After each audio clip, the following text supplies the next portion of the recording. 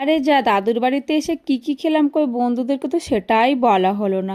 তো দেখে নাও বন্ধুরা, এখানে সন্ধ্যাবেলাতে দিয়েছিল মেজমা প্রচুর মিষ্টি গরম গরম জিলাপি। ওদের এখানে একটা ভাইরাল রসগোল্লা যেটা ভীষণ টেস্ট হলো, মুখে দিলে একদম নরম তুলতুলে, বিশ্বাস করো।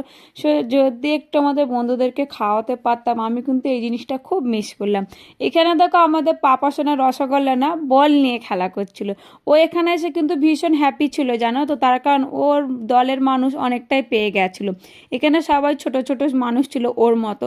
তারপরে দেখো তার পরের দিনকে সকালে এই যে এখানে মেজমা ছোলা সিদ্ধ, মানে কাঁচা ছোলা ভিজিয়েছিল, নুন লেবু দিয়ে মাখিয়ে দিয়েছিল, পাউরুটি সেঁকে দিয়েছিল মাখন দিয়ে, আর গাঢ় গাঢ় দুধের চা ছিল, সেটাই সকালে আমাদেরকে খেতে দিয়েছিল। দেখো একদম ফার্স্ট সকালবেলা, যেহেতু আমরা অনেক ভোরবেলা উঠেছিলাম, তোমরা দেখেছো ভোর 5টা থেকে উঠে সবাই মিলে ভিডিও বানাচ্ছিলাম। তারপরে দেখো এখানে দিদিরা সবাই নিজেদের কাজে ব্যস্ত ছিল। আমি এখানে দেখো একটা ছোট্ট সোনাকে নিয়ে দোলা চড়ছিলাম। পেছনে ওটা আমার ভাবি ছিল। যেহেতু ওরা কেউ সোশ্যাল মিডিয়াতে আসতে তেমন একটা পছন্দ করে না, কিছু অসুবিধার কারণে আমি কিন্তু কারোরই মুখ দেখাতে পারছি না। তবে আলহামদুলিল্লাহ আশা করছি নেক্সট টাইম সবাইকে রাজি করি আমি দেখানোর চেষ্টা করব। এখানে দেখো অনেক মাংস ছিল, মাংসগুলো ম্যারিনেট করছিল চাপ হবে বলে। কি কি খেয়েছিলাম, কি কি রান্না করেছিলাম সবটাই বলবো। এখানে দেখো কত বড় একটা উঠান দালান ঘর ছিল।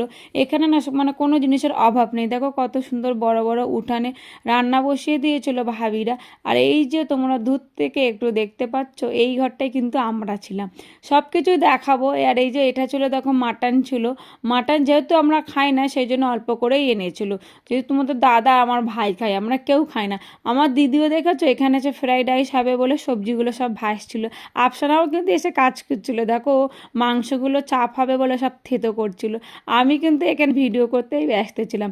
তবে আলহামদুলিল্লাহ মেজমা আমাকে দিয়ে কিছুই করায়নি। মেজমা কাউকে কাজ করতে মানা করেছিল, সবাই বিশ্বাস করে ভিডিও করবে বলে সবাই একটু একটু কাজ দেখাচ্ছিল। তবে আমি কিন্তু কিছুই করিনি, আমি কিচ্ছুই করিনি। আর এই যে এখানে দেখো তোমাদের দাদা এখানে খাচ্ছিল, এই যে দিদি এখানে সুন্দর করে ফ্রাইড রাইসটা করেছিল, এত সুন্দর হয়েছে আমরা তোমাদেরকে বলে বোঝাতে পারবো না। মেনুতে ছিল দেখো ফ্রাইড রাইস ছিল, চাপ ছিল, চিকেন, শুধু চিকেন না, চিলি চিকেন ছিল, চিংড়ি মাছের মালাইকারি ছিল, আলু কষা ছিল, চাটনি, পাঁপড়, রসগোল্লা, দই ছিল। সেটা তোমরা আমার রিলস মাধ্যমের মধ্যে আশা করছি দেখে নিয়েছো।